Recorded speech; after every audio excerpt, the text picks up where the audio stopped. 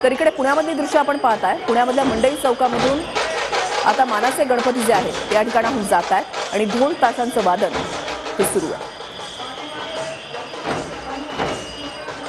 पुण्यातल्या गणपती बाप्पाच्या विसर्जन मिरवणुकीला सुरुवात झाली आणि मानाचा पहिला कसबा गणपती जो आहे तो पुण्यातल्या अलका चौकामध्ये अगदी थोड्याच वेळात दाखल होतोय।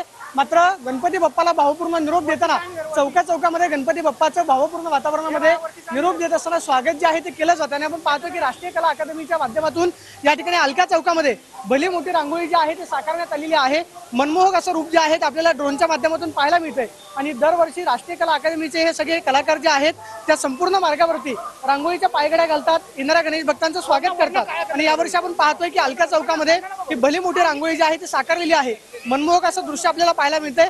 हळूहळू एक एक करून गणेश भक्त या अलका चौकामध्ये दाखल होत आहेत। सुरुवातीला मंडई चौकामधून खरं तर मानाचे गणपती जे आहे ते विसर्जन मिरवणुकीसाठी निघाल्यानंतर लक्ष्मी रस्त्यावरून ही पुढे मिरवणूक जे आहे ते अलका चौकामध्ये येते आणि या ठिकाणी महानगरपालिकेच्या वतीनं आलेल्या खरं तर गणेश मंडळांचं स्वागत जे आहे ते केलं जातं। मात्र अगदी थोड्याच वेळात मानाचा पहिला कसबा गणपती जो आहे त्या ठिकाणी दाखल होणार आहे।